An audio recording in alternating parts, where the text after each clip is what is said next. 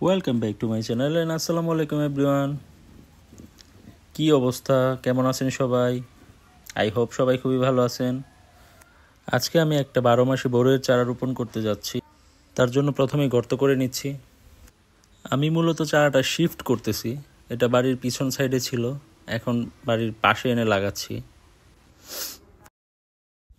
ওখানেই রাখতাম, তো ওখানের মাটিটা ম্যাক্সিমাম টাইমে ভিজা থাকে।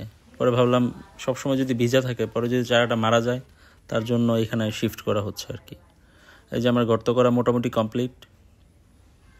যতটুকু চারার সাইজ ওই অনুযায়ী আমি গর্ত করে নিলাম। আমার এই চারাটা মোটামুটি ভালোই লম্বা, তার জন্য লম্বা একটা খুঁটি লাগবে। খুঁটিটা আমি চারা রোপণের আগেই মাটিতে কুপে নিচ্ছি ভালো করে।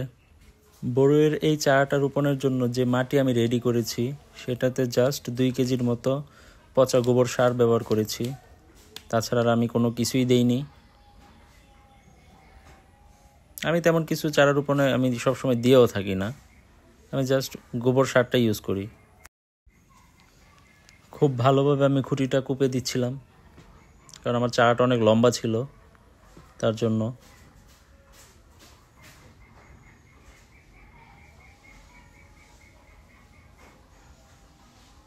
এখন আমার চারা লাগানোর পালা। আমি বারবার চেক করে দেখে নিচ্ছিলাম যে খুঁটিটার চারার থেকে লম্বা বেশি কিনা। এই চারাটা জায়গা থেকে তুলে আনতে সাজ্জাদ আমাকে যথেষ্ট হেল্প করেছে। এখন ওকে নিয়ে চারাটা লাগাবো।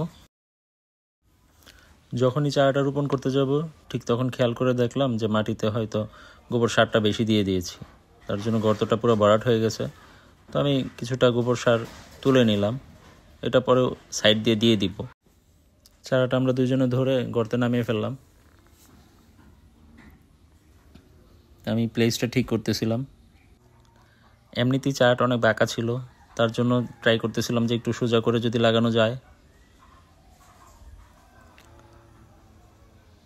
চারাটা ঠিক করে আমি প্লেস করতেছিলাম, আর সামনের দিক দিয়ে যেই কাটা অংশটা দেখতে পাচ্ছেন, ওইটা আমি একটু প্রুনিং করে দিলাম, যাতে একটু শাখা টাকা নেয়। আর আপনাদেরকে এখন পর্যন্ত বলাই হয়নি, এটা হচ্ছে একটা ভারত সুন্দরী বড়ই জাত।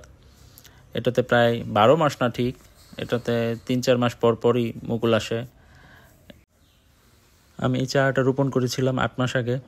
আমি যখন নিয়েছিলাম তখন মুকুল সহ নিয়েছিলাম, তো ওই মুকুলগুলো পড়ে গিয়েছিল লাগানোর পরে। দেন 2-3 মাস পরে আবার মুকুল আসে, দেন ওইখান থেকে 7-8টার মতো বড়ই বড় হয়েছিল।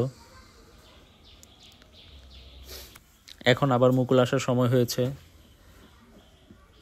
এবার হয়তো আসবে না, কারণ আমি তো শিফট করেছি, তার জন্য নাও আসতে পারে। আমি তো চারাটা রোপণ করেছি 8 মাস, আমি দেখেছি অলরেডি 2বার মুকুল আসতে। তো তার জন্য আমি বলতেই পারি যে এটা বছরে হয়তো 3বার ফল দিবে আমাকে। এমনিতে বড়ইয়ের সাইজগুলো অনেক বড় হয়, খেতেও আলহামদুলিল্লাহ ভালো মজা।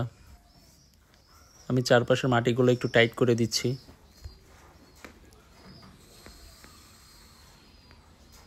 আপনারা অত বেশি টাইট করবেন না, তবে মাটিতে যদি লাগান তাহলে একটু বেশি টাইট করবেন।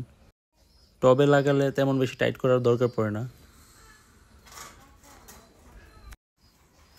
আমি চারাটা যেখানে লাগিয়েছি এখানে প্রচুর বাতাস বয়ে চলে, বলা যায় অল টাইমই বাতাস থাকে। তার জন্য সাজ্জাদকে বললাম যে তুই একটু ভালো করে মাটিটা শক্ত করে দে চারপাশের।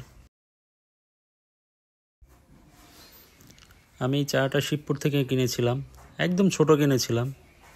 আমি এই চারাটা যেখানে লাগিয়েছি এটা মোটামুটি ব্যালেন্স একটা মাটি বলা যায়, বেশি শুকনাও না আবার ভিজাও না। আপনারা যদি কেউ শুকনো কোনো জায়গায় চারা রোপণ করে থাকেন, তাহলে চেষ্টা করুন প্রথম কয়েকদিন একটু পানি দেওয়ার। প্রথম 4-5 দিন পানি দিলেই হবে। আর যেটা খেয়াল করবেন যে চারায় যেন কোনো পোকামাকড় বা কালো পিঁপড়া অ্যাটাক না করে। তো তার জন্য আপনারা মাসে একবার হলেও পুরো গাছে ছত্রাকনাশক স্প্রে করে দিবেন। আমার এই ভিডিওটা এতক্ষণ যাবৎ ধৈর্য ধরে দেখার জন্য thank you so very much. আর ভিডিওটা যদি ভালো লেগে থাকে please like, comment, share and subscribe করবেন। আমার এই চারাটা নিয়ে নেক্সট আমি আরেকটা ভিডিও বানাবো, যখন চারায় মুকুল আসবে, ফল আসবে তখন। আর সেটা অবশ্যই আমি আপনাদের সাথে শেয়ার করব। আমি যতটুকু জানি যে গাছ শুধু লাগালেই হয় না মাটিতে, তার অনেক যত্নের প্রয়োজন। যে গাছে যত বেশি যত্ন করবেন সে গাছ আপনাকে তত বেশি ভালো ফলন দিবে। আমার জন্য দোয়া করবেন, আমার প্রত্যেকটা গাছের জন্য দোয়া করবেন। আপনারা অনেক বেশি ভালো থাকবেন। আল্লাহ হাফেজ।